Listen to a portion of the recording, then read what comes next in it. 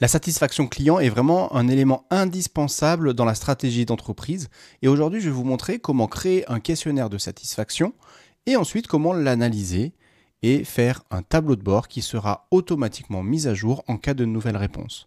Ce tableau de bord, je le fais sous Excel, il va ressembler à ce tableau que vous avez sous les yeux et donc on va utiliser plusieurs éléments, Google Forms pour créer le questionnaire, Power Query pour connecter ces résultats directement à Excel et pour automatiser un scoring. Et ensuite, on va utiliser les tableaux croisés dynamiques et des graphiques qui vont être des graphiques pas forcément par défaut dans Excel, mais vous allez voir comment créer ces graphiques pas à pas. C'est parti.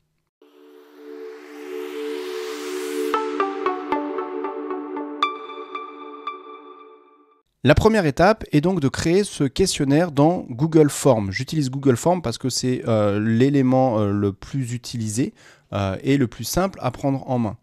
Moi, je ne vais pas vous remontrer exactement comment créer toutes ces questions-là, c'est assez intuitif, mais par contre, je vais vous expliquer quelques éléments pour la rédaction de ce questionnaire de satisfaction. Je vous montre un exemple. Donc, c'est un questionnaire de satisfaction de stagiaires en fin de formation, très utile dans votre démarche Calliope par exemple, si vous avez besoin de suivre la satisfaction de vos stagiaires. Quelques éléments clés pour créer un questionnaire de satisfaction. Moi, je commence par une question très générale. Globalement, quel est votre niveau de satisfaction concernant cette formation ? La satisfaction globale, et on a une échelle avec 4 modalités. Très satisfait, plutôt pas satisfait, pas du tout satisfait. Ça, c'est ma question de base. Et ensuite, je vais essayer de détailler cette satisfaction avec plusieurs critères. Par exemple, les moyens mis en œuvre. Et donc, dans les moyens mis en œuvre, j'ai une question globale. Globalement, quel est votre niveau de satisfaction concernant les moyens mis en œuvre ? Pareil, 4 modalités. Et ensuite, je vais un petit peu plus dans le détail. Les supports utilisés pour la formation, la documentation qui vous a été remise. Et donc, pareil, 4 échelles de satisfaction. Je passe à la pédagogie. Quel est votre niveau de satisfaction concernant la pédagogie ? 4 niveaux. Et puis j'ai 3 questions ici où je vais détailler un petit peu la pédagogie et je n'ai pas fait le choix d'avoir 4 niveaux, mais quelque chose un petit peu différent. Comment évaluez-vous le niveau de difficulté globale ? Trop difficile, bien adapté, trop facile. Le rythme, trop intense, bien adapté, trop lent. L'articulation entre théorie et pratique, trop pratique, bien équilibré, trop théorie, etc. Bon. Et donc je détaille les acteurs de la formation, les compétences du responsable, la disponibilité du formateur, la logistique, le bénéfice retiré, est-ce que c'était en adéquation aux attentes, etc. Donc toujours sur 4 échelles, enfin sur 4 modalités, sauf une ou deux exceptions. Et ensuite, j'arrive à une dernière partie, conclusion, où j'ai une question essentielle. Sur une échelle de 0 à 10, à quel point recommanderiez-vous cette formation à vos collègues ? Je pense que si vous avez déjà reçu des enquêtes de satisfaction, vous avez déjà eu cette question. Cette question, c'est une question pour laquelle on va calculer un score qui est celui-ci, le Net Promoter Score.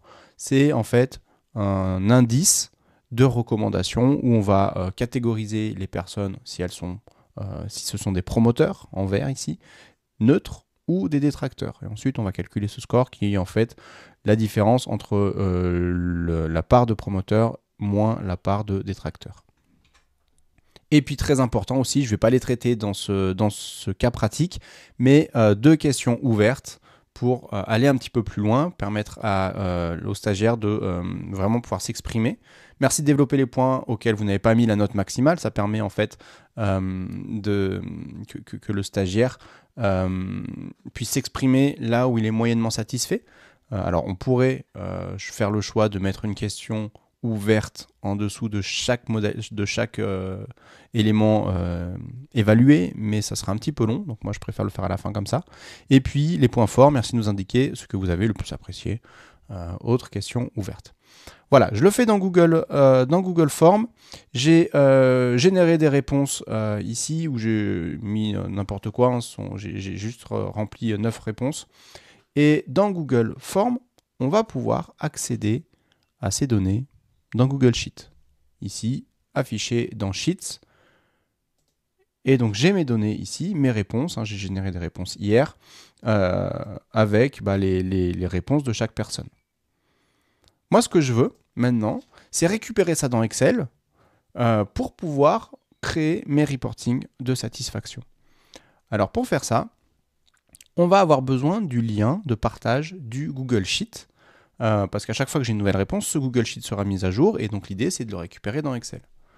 Je suis dans mon Google Sheet, je clique en haut à droite sur Partager, et par défaut, ici vous n'avez pas accès général à tous les utilisateurs qui ont le lien. Par défaut, c'est comme ça en limité.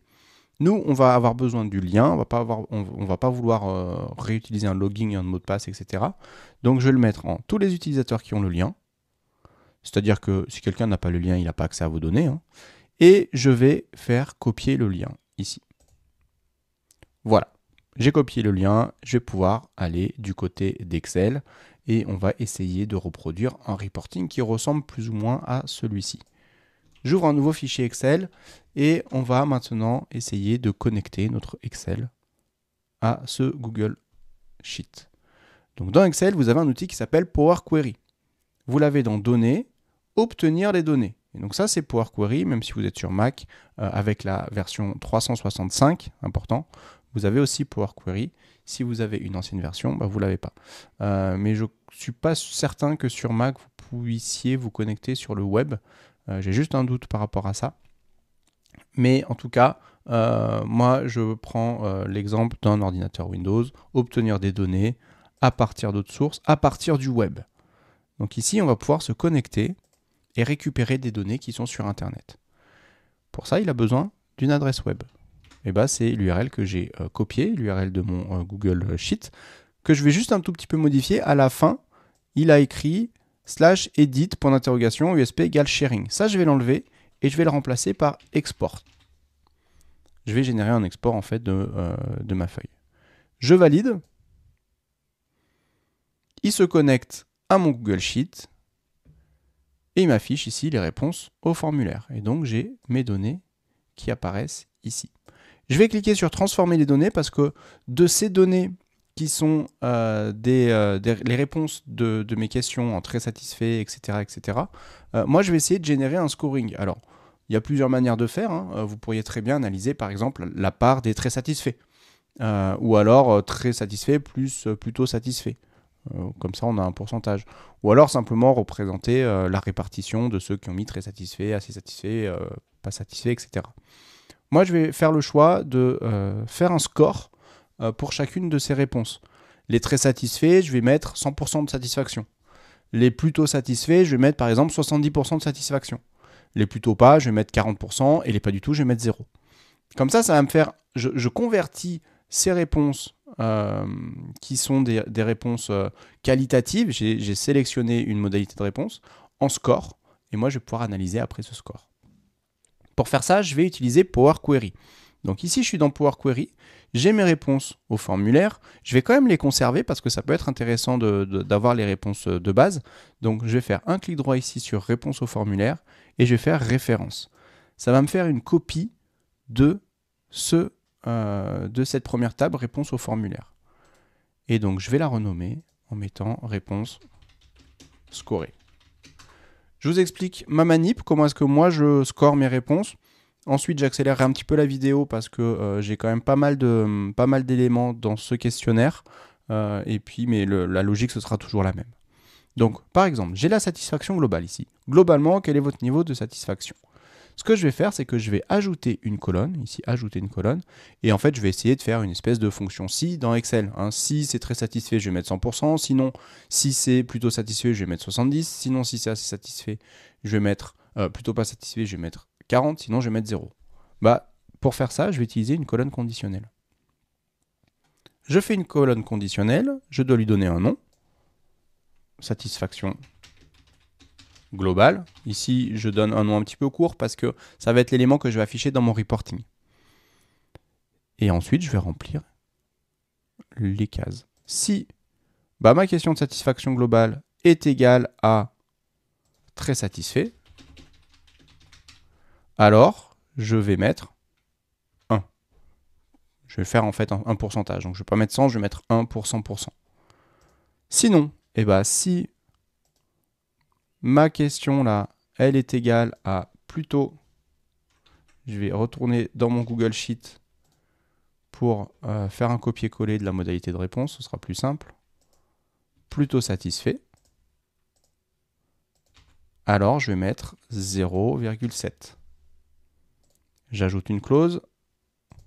Sinon, si c'est égal à plutôt pas satisfait, je vais mettre 0,4. Sinon, je mets 0. Je valide. Et donc, je me suis rendu compte que je me suis trompé parce que j'ai mis un point dans la décimale.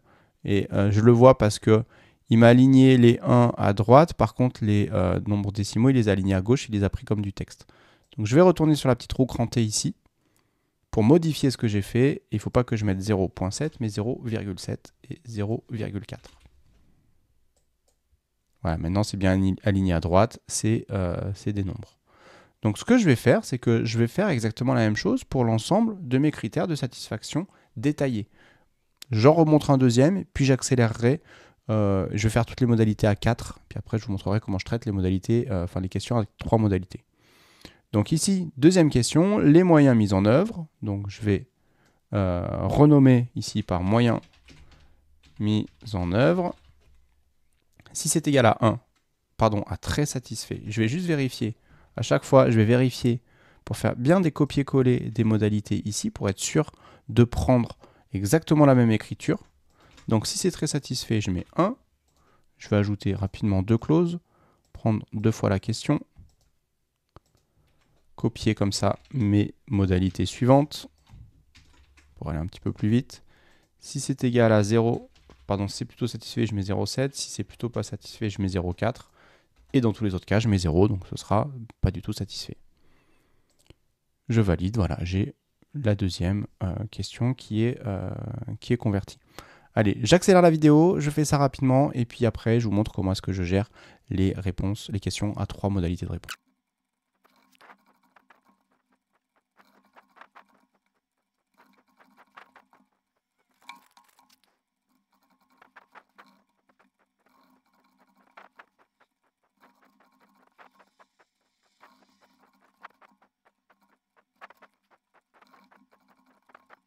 Voilà, je viens de finir mes questions avec 4 modalités de réponse et donc à chaque fois j'ai bien repris la modalité de la question en question, parce que des fois c'est pas exactement les mêmes modalités que j'avais. Par exemple ici sur l'adéquation aux attentes, c'était totalement en adéquation, plutôt pas en adéquation, donc il faut bien reprendre ces éléments.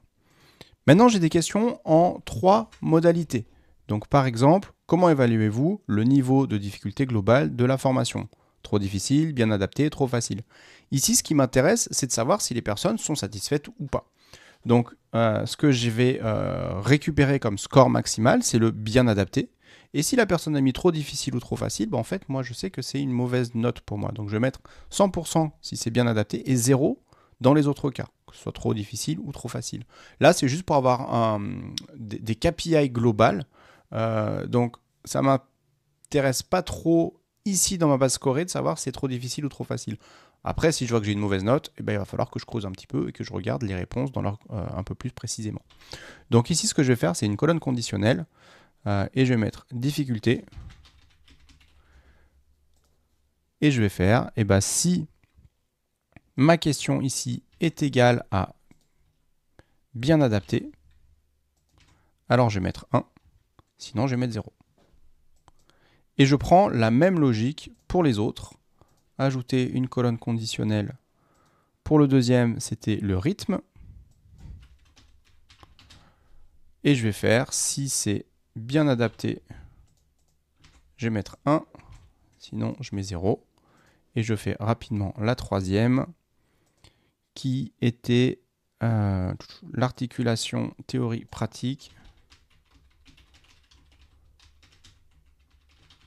Donc ça, évidemment, ce sont des questions qui sont adaptées à mes formations. Sur du Excel, c'est important de savoir si on a une bonne articulation entre la théorie et la pratique. Après, il faut adapter les questions à votre cas pratique. Voilà, j'ai fait mes questions de satisfaction. Il me reste juste 2 choses à faire. Je vais déjà traiter cette question du NPS. En fait, quand on a cette question de recommandation, ce que vous ne savez pas, c'est que si vous mettez 6, dans la logique du NPS, le 6, c'est une mauvaise note. En fait, les détracteurs sont des personnes qui ont mis entre 0 et 6. Les neutres, ce sont les personnes qui ont mis 7 et 8. Et les promoteurs, ceux qui vont vraiment vous recommander, c'est ceux qui ont mis 9 et 10. C'est pour ça que souvent, on vous demande de mettre la note maximale, en fait, pour avoir cette note entre 9 et 10. Donc moi, je vais faire une colonne conditionnelle ici, que je vais appeler NPS. Et je vais lui dire que si ma question de recommandation, elle est supérieure ou égale à 9, je vais les appeler les promoteurs. EU, je vais mettre en français. Sinon, je vais ajouter une clause. Si cette question, elle est supérieure ou égale à 7, ce sera 7 et 8 du coup, je vais les appeler les neutres. Et les autres, je vais les appeler les détracteurs. Je valide, donc j'ai des promoteurs, j'ai des neutres et j'ai des détracteurs. Très bien.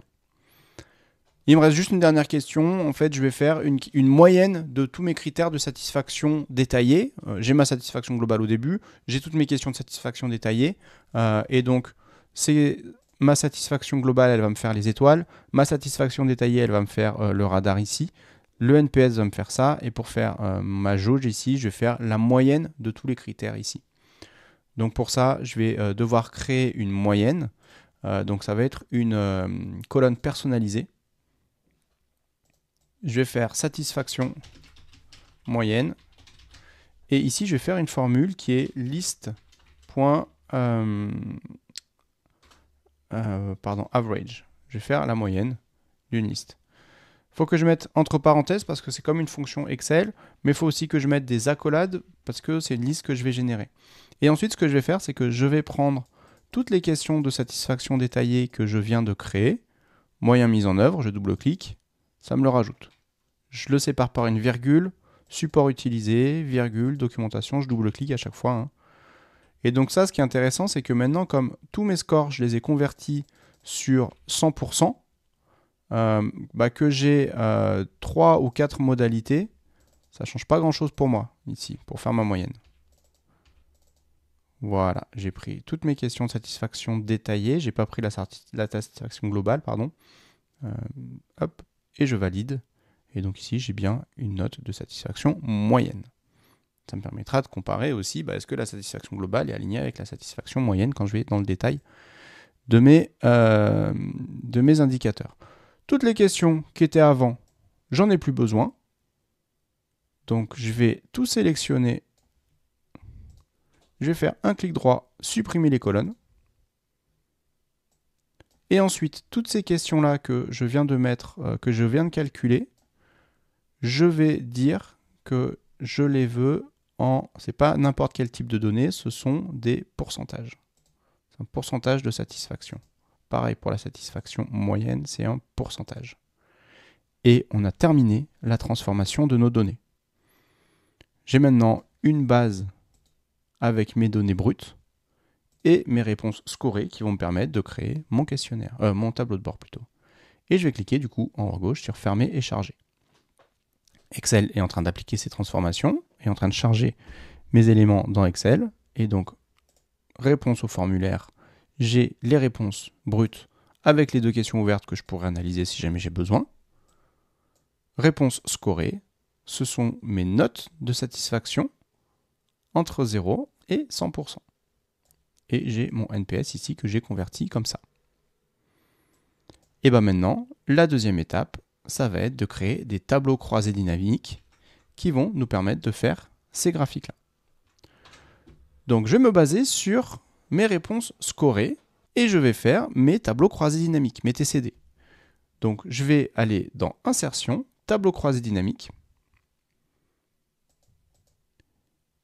J'arrive, il me crée un nouvel onglet, hop, que je vais décaler, que je vais renommer en TCD. Et dans ce premier TCD, je veux juste savoir quel est le score de satisfaction globale. Donc je vais prendre la satisfaction globale, je la mets en valeur. J'ai une somme qui me fait, parce que par défaut, quand c'est un champ numérique, il va créer la somme. Donc moi, je vais faire un clic droit, synthétiser les valeurs par moyenne. Je fais la moyenne de ma satisfaction et j'arrive à 93%. Sauf que, souvenez-vous, moi je ne veux pas faire un pourcentage, je veux faire une notation étoile comme ça, donc je veux convertir ça de 0 à 5. Et bah, pour passer de 100 à 5, en fait, il faut diviser par 20. Donc ce que je vais faire ici, c'est que je vais mettre étoile colorée, parce qu'en fait, j'ai une partie de mes étoiles qui va être colorée et une partie qui va être grisée. Donc les étoiles colorées, c'est égal à ça. Ça fait une formule lire d'une étape croisée dynamique, c'est normal. Il n'y a pas de souci. Divisé par 20. Et comme c'était un pourcentage, donc une note en fait de 0 à 1, un pourcentage c'est de 0 à 1, bah, il faut juste que je remultiplie par 100 pour avoir la note. Donc ici, j'ai 4,7. J'ai pris ma note sur 100, qui était en fait un pourcentage. Je l'ai remultiplié par 100 pour avoir une note de 0 à 100, et je divise ça par 20 pour le remettre sur 5. Et ensuite, il faut que je fasse les étoiles grisées. Je vais compléter en fait les étoiles. Donc c'est égal à 5 moins ça. Voilà, j'aurai sur 5, 4,7 qui sera coloré, 0,3 qui sera grisé. J'ai tout pour faire ce graphique-là. Je passe à la satisfaction moyenne. La satisfaction moyenne, je vais avoir besoin de ma note moyenne de satisfaction. Donc ici, ce que je peux faire, c'est, hop, je vais séparer comme ça, et je vais faire mon deuxième TCD ici. Moi, ce que je vous conseille, comme ici j'ai plusieurs onglets, dans la structure de mon fichier, je vais mettre en violet par exemple mes onglets de data. Je sais que ces onglets, je ne vais pas les toucher. Ça va être juste pour récupérer la donnée. Les TCD, je vais les mettre par exemple en orange. Donc je sais que mes calculs ils sont faits là-dedans. Et ensuite, j'aurai mon reporting que je vais mettre en vert par exemple. Voilà, moi, j'utilise un jeu de couleurs pour différencier mes types d'onglets. Donc maintenant, je veux savoir quel est mon score de satisfaction moyenne. Donc je vais insérer un nouveau tableau croisé dynamique. Ce coup-ci, je vais lui dire, je veux le faire sur une feuille de calcul. Je vais le mettre ici. Et bien, ça va être la même chose, sauf que je vais prendre ma satisfaction moyenne. Ce score de satisfaction moyenne, il me fait la somme. Donc je vais faire un clic droit dessus, synthétiser les valeurs par moyenne. Je veux la moyenne de mon score de satisfaction. Je vais changer le format. Je vais mettre un format pourcentage. D'ailleurs, je pourrais le faire aussi ici. Un format pourcentage, c'est un petit peu plus propre. Voilà, j'ai 93% de satisfaction globale. Mais quand je fais la moyenne des critères détaillés, j'arrive à 83. De 93, je passe à 83. Alors, pour faire ce graphique, il est un petit peu particulier. On aura besoin de plus d'éléments, mais j'y reviendrai après en fait quand on fera le graphique en lui-même. Il sera un petit peu plus complexe. Moi, je vais passer à la satisfaction détaillée. Donc la satisfaction détaillée, c'est simplement ces scores, mais sur toutes les questions détaillées. Je vais insérer des lignes parce que j'en aurai besoin un peu plus pour la satisfaction moyenne. Satisfaction détaillée, je vais faire insérer, tableau croisé dynamique, sur une feuille existante, et je vais l'insérer ici. Pour la satisfaction détaillée, je vais prendre en fait tous les critères détaillés et je vais les mettre dans les valeurs. Moyens mis en œuvre, support utilisé, documentation, en fait, tous, je peux les cocher ici pour les mettre voilà, dans les valeurs. Ça me fait une colonne par indicateur. Moi, je vais plutôt vouloir une ligne par indicateur. Donc, je vais prendre ici le sigma valeur qui est en colonne. Hop, je le mets dans les lignes. Et ça me fait comme ça un élément par ligne. Et évidemment, il m'a fait des sommes. Donc, moi, je vais synthétiser les valeurs par moyenne à chaque fois. Synthétiser par moyenne. Donc là, il n'y a pas trop le choix. Il faut le faire un par un. Avec un clic droit, ça va assez vite. Et donc l'idée, c'est on passe un petit peu de temps à faire ça. On a passé un petit peu de temps dans Power Query pour automatiser la transformation en score. Mais une fois que c'est fait, on n'a plus besoin de le faire. On aura juste à cliquer sur Actualiser dans l'onglet Données. et ça va automatiquement actualiser tous nos tableaux de bord. Voilà, j'ai tout qui est bon ici. Je vais le mettre en pourcentage comme ça. Hop, et puis je vais renommer moyen mis en œuvre. Alors, je ne peux pas le faire comme ça parce que le champ moyen mis en œuvre existe déjà. Donc, ce que je vais faire, je vais mettre juste un espace à la fin. Hop, support utilisé, je mets un espace. Documentation. Pédagogie, voilà. Je renomme, hein, je prends le temps de renommer parce que ça sera les libellés dans mon graphique tout à l'heure.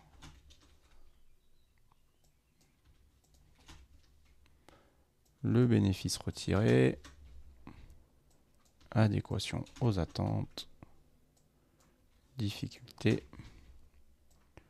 le rythme, on y est presque, et l'articulation entre la théorie et la pratique. Voilà, j'ai ce tableau ici pour mes scores de satisfaction détaillés.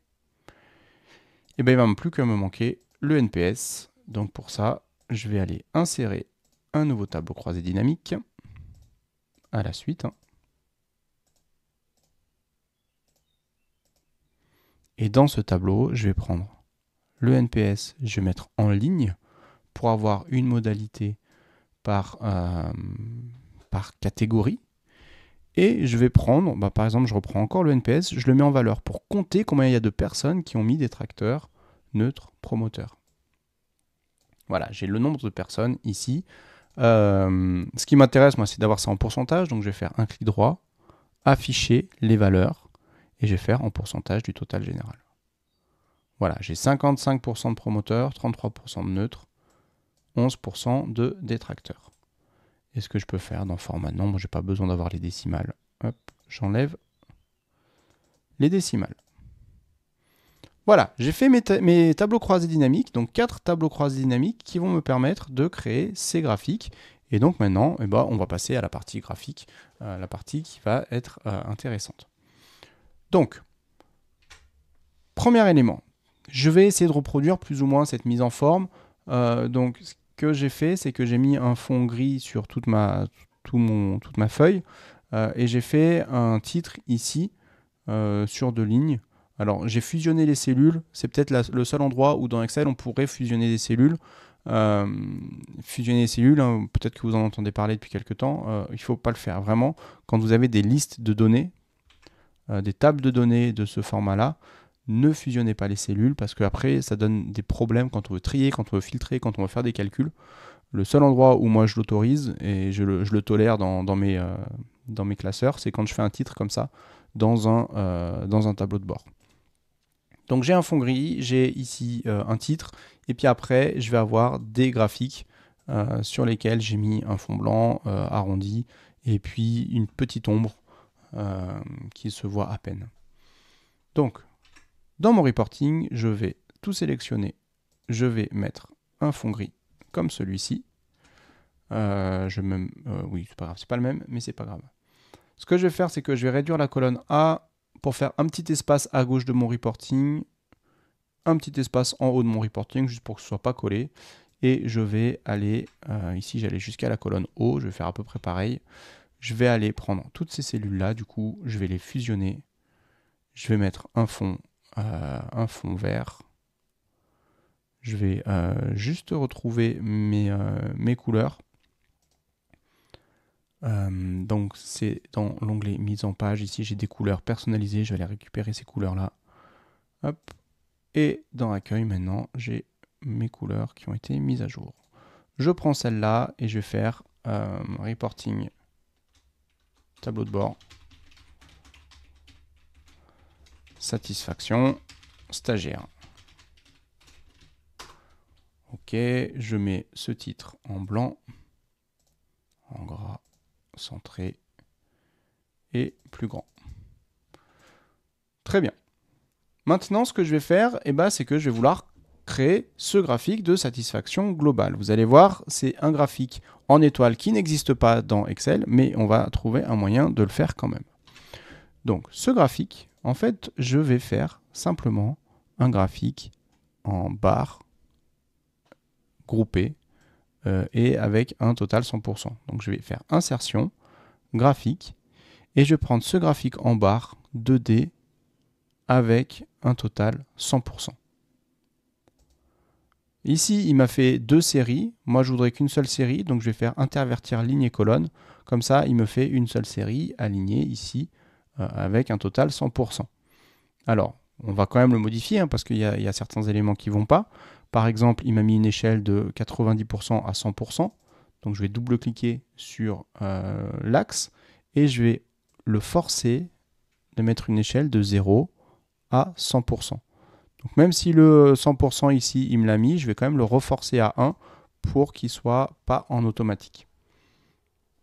Je vais supprimer cet axe ici, j'en ai pas besoin. Je vais supprimer le quadrillage, je vais supprimer l'axe du bas, j'en ai pas besoin. Et puis voilà, on commence à être pas trop mal. Je vais le réduire un petit peu, hop, comme ça. Je vais faire en sorte que le graphique soit un peu plus haut. Donc pour ça, je double-clique ici sur le graphique en lui-même. Je vais dans les options et je vais faire une largeur de l'intervalle à 0%. Comme ça, il grandit, il prend toute la place que je lui donne dans la zone de graphique. Je peux réduire la zone de traçage, pardon, comme je veux ici. La première partie, eh ben, je vais la mettre dans une couleur qui fait un peu penser aux étoiles. Donc je vais la mettre en orange comme ça. La deuxième partie, je vais la mettre en grisé. Ce sera la partie en fait qui ne sera pas colorée dans mes étoiles. Alors, maintenant, eh ben, il va falloir réussir à convertir ça en étoiles. On n'a pas d'étoiles pour l'instant. Et pour ça, on va utiliser une petite astuce dans PowerPoint. On va créer un calque qu'on va positionner sur ce graphique-là. Donc ce que je vais faire, c'est que je vais insérer un rectangle qui va avoir la taille de mon graphique. Je le fais comme ça, quand je vais le copier dans PowerPoint, ça aura exactement la même taille. Et ce sera un truc qui sera plus facile à faire. Donc je le mets là, je vais le couper et je vais ouvrir PowerPoint.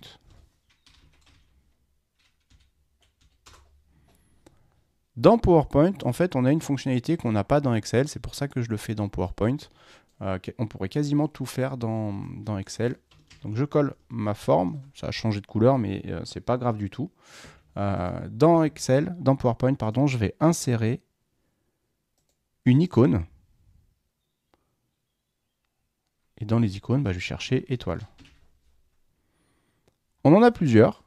Moi, je vais prendre celle-là où j'en ai qu'une parce que l'idée, en fait, c'est que j'ai déjà des formes avec des icônes avec 3 étoiles. Moi, je voudrais en faire 5. Donc, je vais sélectionner celle-là. Je prends bien celle qui est en noir parce que tout ce qui est en noir ici, ce sera la partie qui sera visible de mon graphique. Donc, j'insère une étoile et je vais la redimensionner pour qu'elle rentre dans ma forme.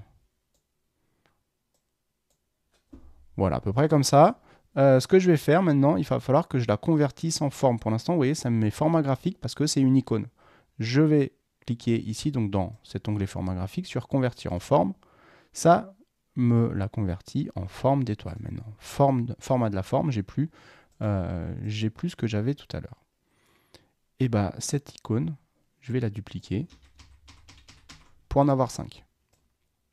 La dernière, je vais bien l'aligner sur la droite de ma forme, important, hein, je veille à ce que l'étoile ici, elle touche l'élément de droite, parce que en fait, mon graphique, il ira jusque là à 100%, donc ça veut dire que ça, ce sera le 100%. 1, 2, 3, 4, 5, j'ai une étoile en trop. Voilà, je prends maintenant l'ensemble de mes étoiles. 1, 2, 3, 4, 5. Hein, je maintiens CTRL pour les prendre. Je vais jouer sur l'alignement. Dans format de forme, j'ai aligné. Je vais les aligner au milieu, comme ça elles seront bien réparties. Elles seront toutes alignées au même endroit. Ou je vais faire un CTRL Z, je vais plutôt les aligner en haut. Voilà.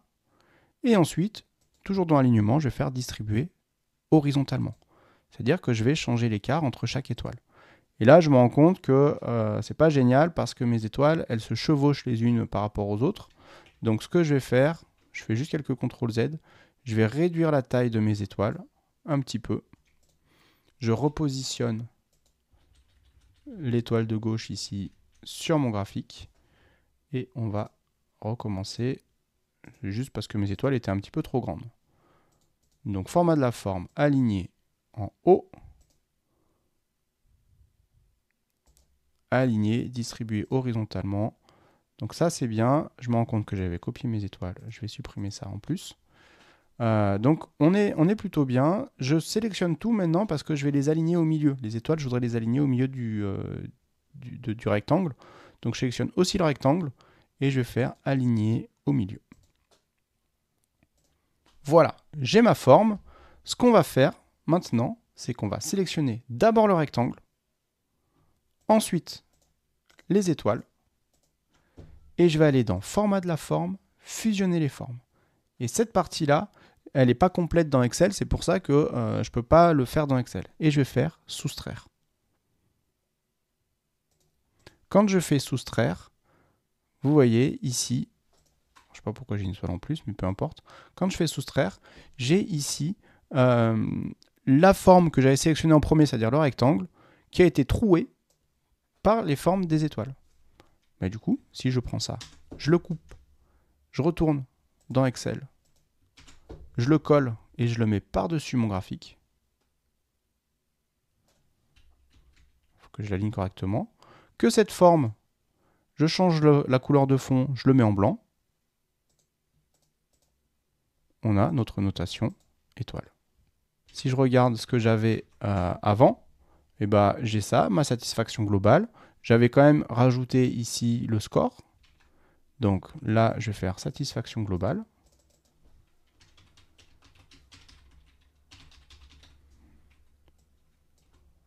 Je vais remonter un petit peu mes éléments pour laisser la place pour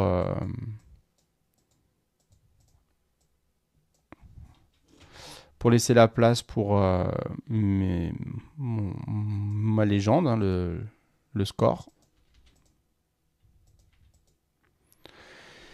Et donc maintenant, ce score, bah, c'est ce 4,7 qui est ici.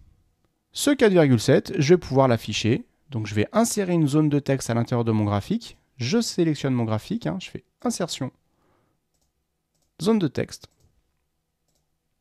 Je dessine ma zone de texte et je vais tout de suite utiliser la barre de formule. Et dans une zone de texte, on peut utiliser une formule égale B6 ici. Quand je valide, ma zone de texte va se remplir avec la valeur qui est dans B6. Donc je le formate correctement. Je vais mettre un gris foncé. Il n'est peut-être pas assez foncé. Je vais mettre celui-ci. Je vais le centrer. Et je vais l'aligner dans mon graphique. Voilà, j'ai mon premier visuel qui est prêt. Je vais le couper, CTRL X. Je me mets ici, je le colle. Je pourrais l'agrandir un petit peu, il est un peu petit. Alors attention, il va falloir que je réaligne un petit peu ma notation étoile parce que j'ai vraiment fait très juste. Hein. J'ai vraiment fait exactement de la même taille que mon graphique. C'est un peu dommage. Ah, vous voyez là, la bordure c'est arrêté. C'est enlevé. C'était un problème d'affichage. Hop. Donc j'ai fait le calque exactement de la taille du graphique. J'aurais peut-être dû le faire un tout petit peu plus grand parce que c'est un petit peu limite des fois. Ce que je vais faire maintenant, c'est que dans ce graphique, je vais mettre les angles arrondis. Donc ici, j'ai angle arrondi tout en bas. Et je vais mettre une petite ombre. Ombre. Je vais mettre celle-ci. Voilà. Ce graphique est terminé. Je passe au deuxième graphique qui est la satisfaction moyenne. Et celui-là, c'est pareil, il est un petit peu avancé parce que par défaut, on ne peut pas faire ça dans Excel. Dans ce graphique, j'ai une aiguille, en fait, c'est une espèce de jauge. Derrière, j'ai mis quatre zones qui sont en fait des espèces de repères. Hein. Si je suis au-dessus de 90, c'est que j'ai une très bonne satisfaction. Entre 50 et 90, bon, c'est moyen, mais ça reste correct. Entre 10 et 49, 99, c'est pas génial. et avant 10, bah, c'est vraiment catastrophique. Bon, c'est des zones un peu fictives, hein, mais on pourrait le répartir en 3, on visait vraiment le 90, donc on pourrait laisser cette zone-là. Après, une note en dessous de 50%, normalement, c'est pas génial, hein. Alors, pour faire ça, je vais me mettre ici. Je vais avoir besoin donc de mes 4 paliers. Zone 1, zone 2, zone 3 et zone 4. Donc, la première zone, on a dit que c'était 10%. La deuxième zone, c'était 50%. La troisième zone, ça va jusqu'à 90%. Et la quatrième zone, ça va jusqu'à 100%. Sauf que ce graphique en demi-cercle n'existe pas dans Excel. En fait, c'est un graphique, c'est un cercle complet. Et j'ai la moitié du cercle qui est masqué. Donc en fait, j'aurai une zone invisible, ici, qui doit valoir autant que l'ensemble de mes zones. Donc en fait, c'est pas 10, 50, 90, 100 qu'il faut que je mette, c'est plutôt 10, 40, 40, 10. C'est la taille de ma zone. Et ensuite, en invisible, j'en ai autant. J'ai 100%. Ce qui fait que ça fait 200%. Quand je sélectionne ça, j'insère un graphique. Ce graphique que je vais insérer, c'est un graphique en anneau. Et donc vous voyez, on voit ici la partie verte claire sera la zone invisible, le 10%, le 50%, le 90% et le 100%. Alors, ce que je vais faire maintenant, c'est que dans un premier temps, je vais tourner mon graphique. Donc je double-clique dans mon graphique, je vais ici dans les options de mes séries, et l'angle du premier secteur, je vais mettre 270. Ça va me permettre de le tourner complètement. Ici, j'ai la zone 1, la zone 2, la zone 3, la zone 4 et la partie invisible. Maintenant, ce que je vais faire, c'est que je retourne au même endroit. Je vais aller changer l'épaisseur de l'anneau. Je vais mettre à 50%. Si vous êtes sur Mac, ça s'appelle taille du centre. Ça me permet simplement de réduire la taille du centre. Cette partie qui est ici, je ne veux pas la voir. Donc je la sélectionne. Je vais dans les options et je vais mettre aucun remplissage. Et vous voyez, on a l'impression d'avoir cette jauge que j'avais tout à l'heure. Je supprime la légende. Comme titre du graphique, j'avais mis satisfaction moyenne.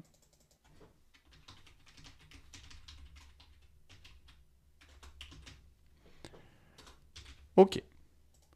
Je vais changer les couleurs. Je vais juste les inverser parce que pour moi, c'est mieux quand on est à droite. Bon, vous mettez les couleurs que vous voulez. Hop, j'inverse simplement. Tac. Hop.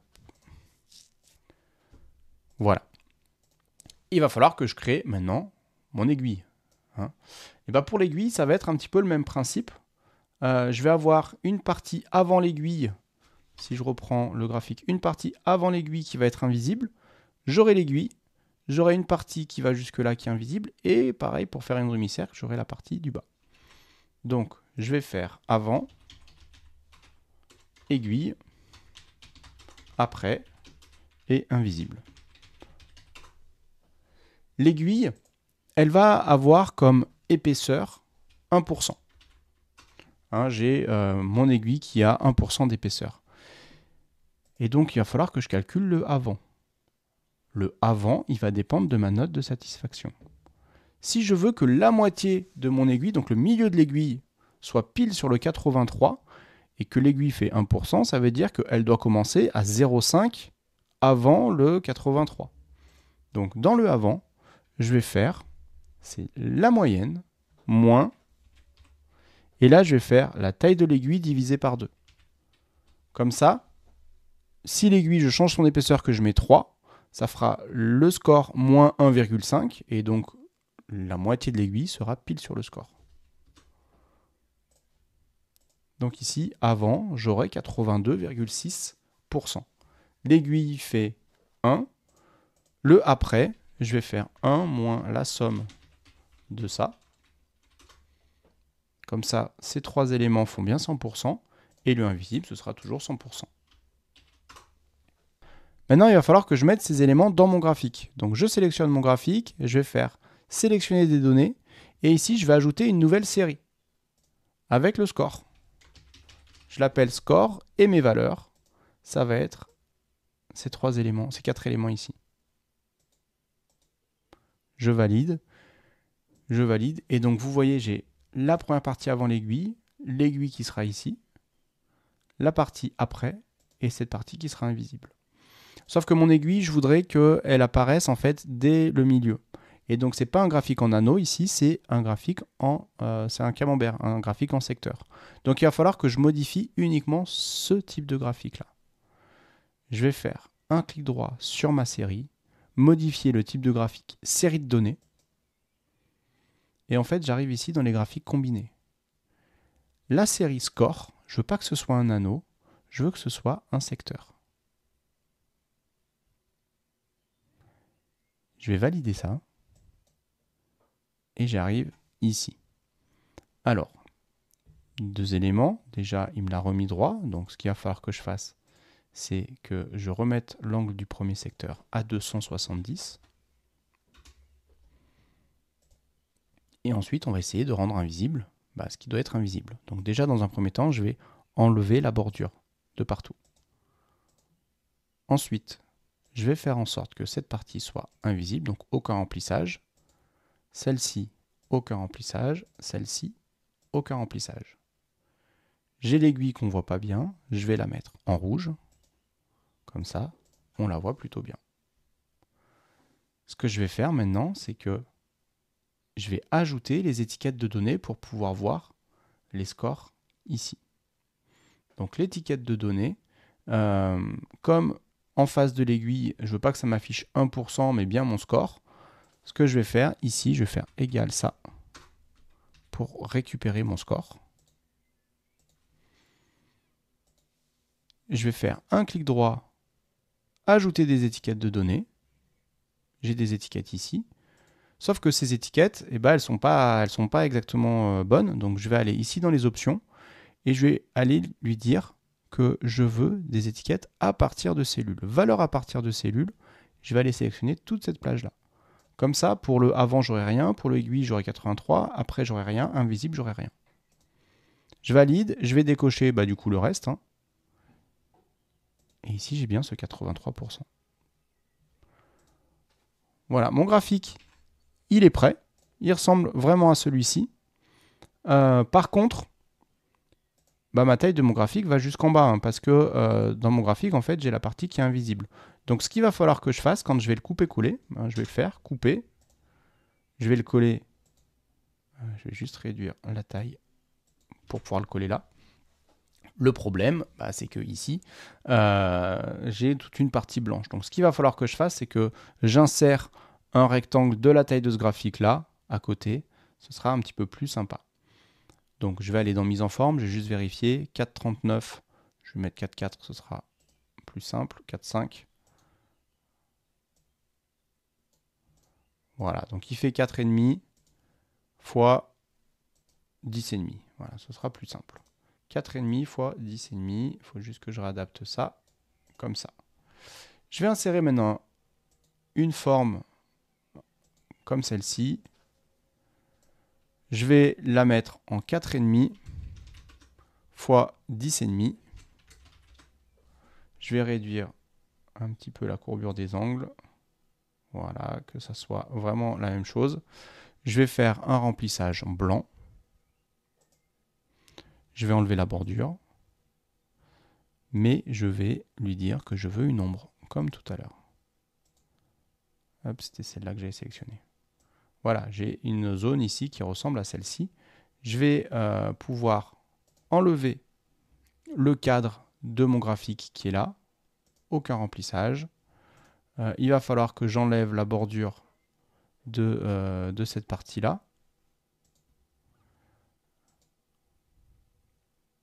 Alors, ça va être un petit peu galère parce que ici, j'ai mon camembert par-dessus. Moi, c'est vraiment la bordure de l'anneau. Donc, pour faire ça, quand je sélectionne ici, dans les options de série, je vais aller sélectionner ici la série 1. C'est la première série que j'ai créée. Et je vais cliquer ici sur le point. Voilà, comme ça m'a bien sélectionné ça. Je fais aucun trait. Très bien. Il faut que j'enlève aussi la bordure. Et maintenant, je vais aligner ça avec celui-ci. Aligner en haut. Et je vais le passer à l'arrière-plan. Clic droit, arrière-plan. J'ai mon score de satisfaction moyen qui est créé.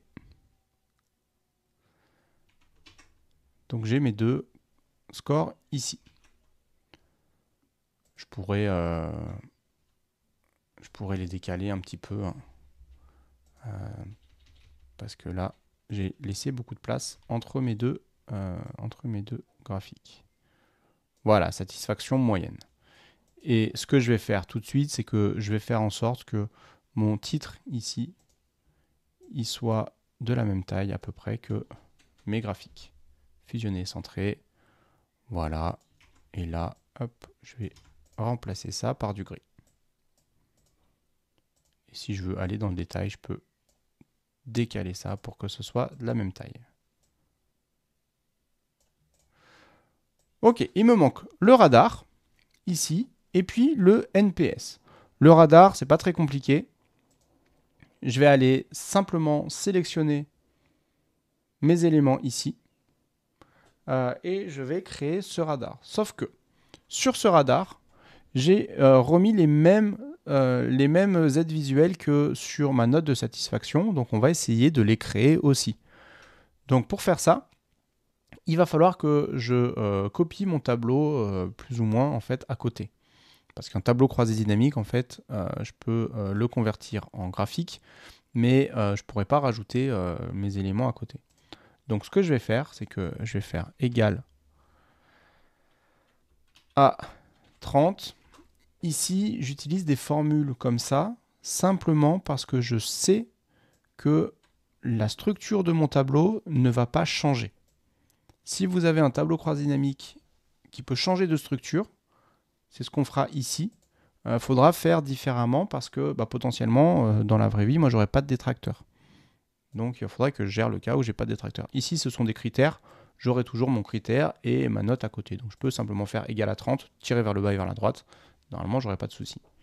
Ici, j'ai le score et je dois faire mes zones. Il va falloir que je fasse mon niveau 1, donc zone 1, zone 2, zone 3 et zone 4. La zone 1, ce sera toujours 10%. La zone 2, je dois aller jusqu'à 50%. La zone 3, je dois aller jusqu'à 90%. Et la zone 4, elle ira jusqu'à 100%. Alors, maintenant, ce qu'on va faire, c'est qu'on va sélectionner tout ça. Et je vais insérer un graphique qui est ici. Non, qui est... Je vais y arriver. Le graphique en radar, il est là. C'est un graphique en radar comme celui-ci. Je sélectionne celui-là. Alors, on va modifier un petit peu. Je vais enlever ici la légende. Je vais réduire un petit peu la taille de la police ici. Hop. Je vais renommer mon titre, satisfaction détaillée. Et ensuite, on va essayer de jouer sur nos séries qui sont ici. En fait, l'ensemble des séries qui sont là, mis à part celle-là, on va faire en sorte que ce ne soit pas ce type de graphique-là. Donc, je vais faire modifier le type de graphique, série de données. Parce que je ne veux pas que ce soit un radar simple, mais je veux que ce soit un radar plein, qui est rempli. Radar plein à chaque fois. Voilà. Je valide et donc je ne les ai pas mis dans le bon ordre, ce qui fait que j'ai ma zone qui est celle-ci, qui est devant toutes les autres. Donc ce que je vais faire, déjà je vais faire un petit peu la même chose, c'est que je vais inverser mes couleurs. Donc je vais changer ici la couleur de la marque, il est en remplissage avec ce vert. Moi, ce que je vais faire, c'est que je vais prendre plutôt celui-ci. Et il va falloir que j'inverse l'ordre de mes séries. Je vais aller dans sélectionner les données. Et en fait, je veux que la série zone 4 remonte. Ensuite, je veux la zone 3, ensuite la zone 2 et ensuite la zone 1. Ce qui fait, si vous regardez le graphique derrière, je vois bien maintenant mes 4 zones. Je vais valider. Je vais finir de changer mes couleurs. Donc ici, je vais dans marque et je vais sélectionner cette couleur. Ici, je vais sélectionner, c'est la bonne couleur. Et ici, je vais sélectionner la couleur la plus claire. Voilà. Ensuite, j'ai ce graphique-là qui apparaît en vert, un peu comme tout à l'heure. Je vais le mettre en rouge pour qu'il soit plus visible. Je peux jouer sur l'épaisseur, il est un petit peu épais. Je peux supprimer l'axe. Mais on commence à avoir un graphique qui ressemble plus ou moins à ce que je veux faire. Je regarde, la seule chose c'est que j'avais encore un petit peu dézoomé, réduit la taille pour qu'on puisse bien voir l'ensemble du texte. Voilà, comme ceci. Je vais couper ça dans mon reporting. Je vais faire en sorte que la largeur de mon graphique soit la même que celui-ci. Donc ici, la largeur était de 10,5. J'espère que ça va être assez grand. On va voir, 10,5. Je vais réduire un petit peu la hauteur. Ça fait un peu trop haut. Voilà, on est bien. Je dézoome un tout petit peu. Et donc ce que je vais faire, c'est la même chose. Je vais faire des angles arrondis. Et ensuite, je vais lui mettre une petite ombre. Voilà, il va nous manquer juste un graphique. Et puis en dessous, je ne vous l'ai pas montré, mais j'avais écrit la base avec le nombre de répondants. On va faire ça aussi. Donc j'ai besoin d'un Net Promoter Score. Et vous voyez qu'il ressemble fortement à ce graphique-là. J'ai fait un demi-cercle avec les détracteurs, les neutres, les promoteurs. Donc ici, j'ai une zone qui est invisible. Et puis, je vais avoir un score NPS qui apparaît ici. C'est la même logique que ce score qui est là. Donc, je reviens ici. Et j'ai besoin de 4 éléments. Mes détracteurs, mes neutres, mes promoteurs et la partie invisible. Et là, on va utiliser la fonction lire données table croisée dynamique. Regardez, si je fais égal et que je clique ici sur mon score, ça me fait une fonction lire données table croisée dynamique. Dans le tableau NPS, qui commence en A46, ça sélectionne quoi? Le score NPS pour les détracteurs. Si je veux tirer ma formule, je peux remplacer ce détracteur qui est entre guillemets par ce que j'ai mis ici.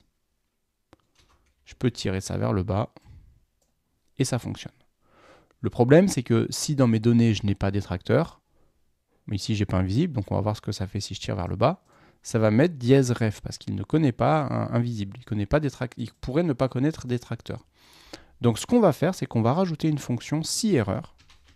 Je me mets avant lire données table croisée dynamique, je fais si erreur, parenthèse, et je me mets tout à la fin. Si cette fonction me renvoie une erreur, ça veut dire qu'il n'y a pas de détracteur. Je vais mettre point virgule 0. Je veux que tu me remplaces l'erreur par 0, parce que je n'ai pas de détracteur. Je tire vers le bas. Ici, j'ai aucun changement parce que dans mes données, j'ai fait en sorte d'avoir des détracteurs, des neutres et des promoteurs. Pas de souci. Invisible, je mets aussi 100.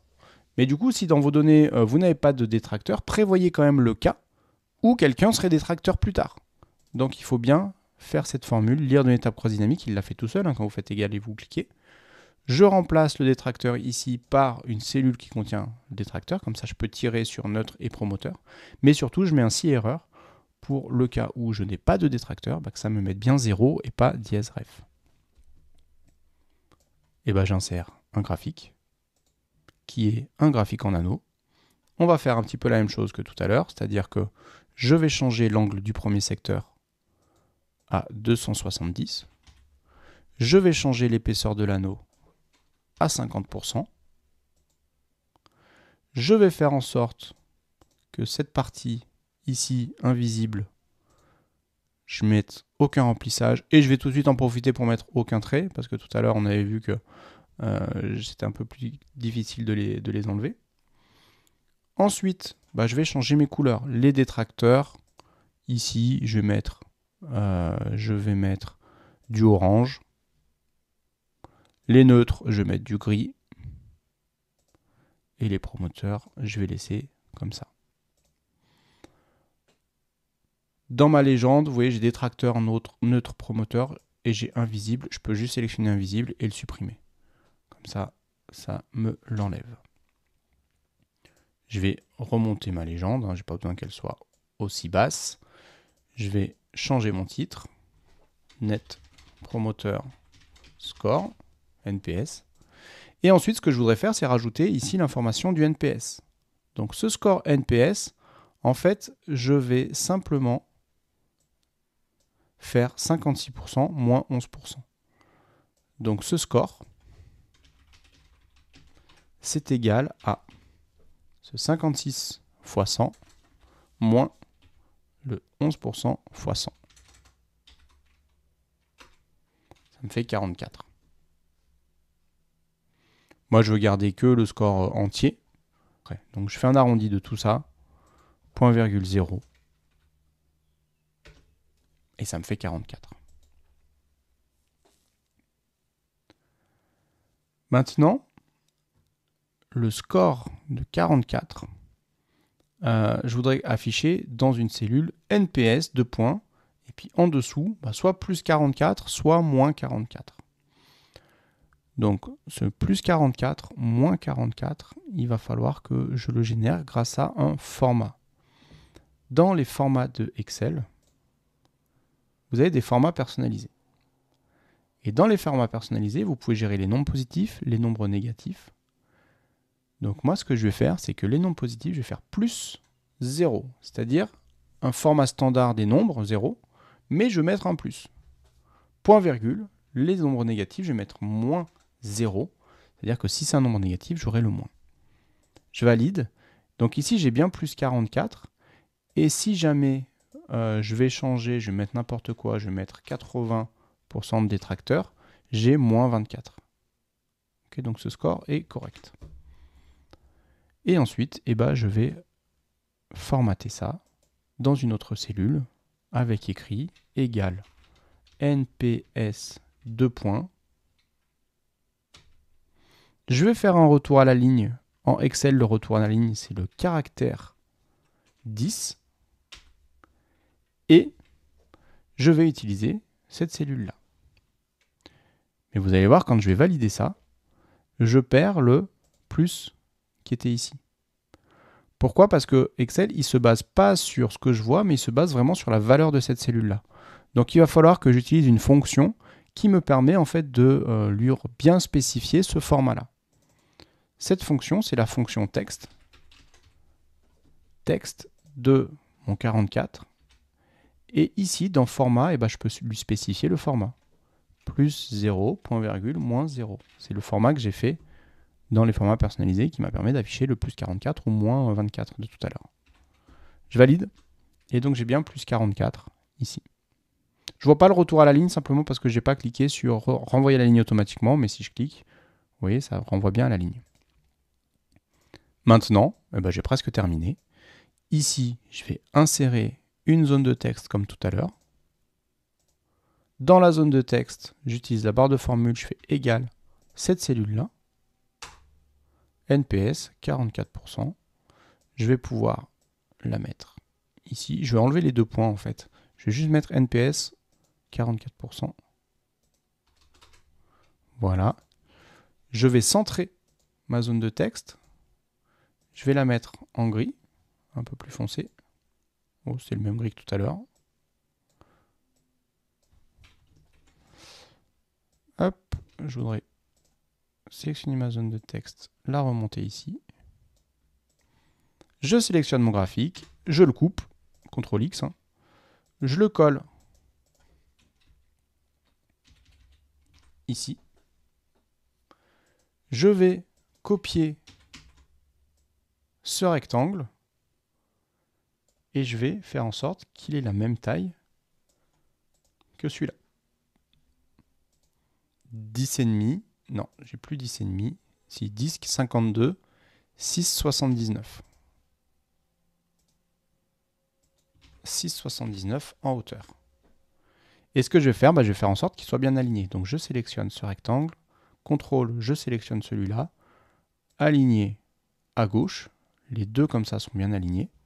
Je sélectionne celui-là, CTRL, je sélectionne mon graphique, aligné en haut. Je vais faire un clic droit, arrière-plan, comme ça ce graphique passe dessus. Dans ce graphique, je vais faire aucun remplissage, aucun trait. Et j'ai mon Net Promoter Score qui apparaît. Alors ce graphique, il est un peu petit, donc je peux l'agrandir. Qu'il prenne un peu plus de place. Hop.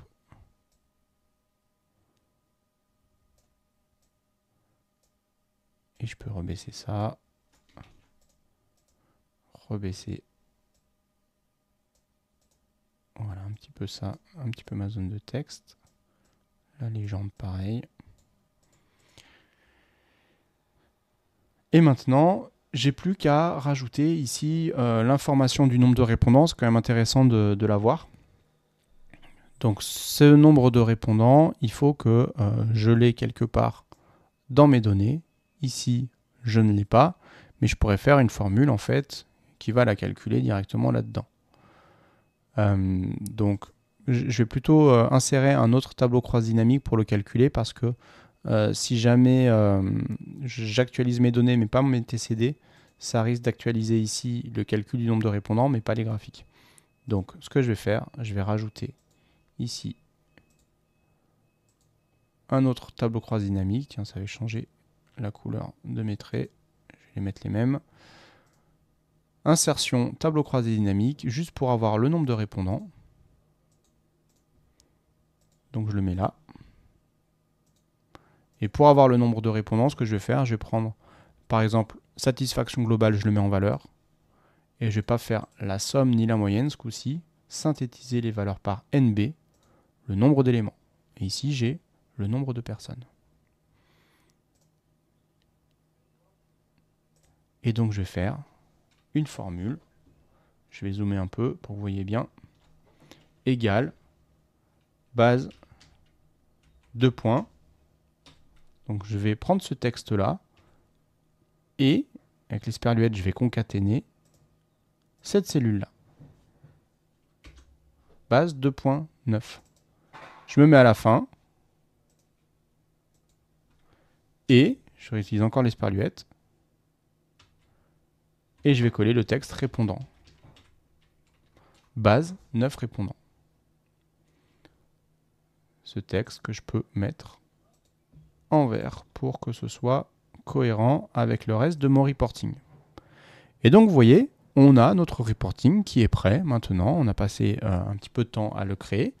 Mais maintenant, tout est automatisé. C'est-à-dire que si jamais j'ai une nouvelle réponse, cette réponse sera mise à jour automatiquement dans mes données.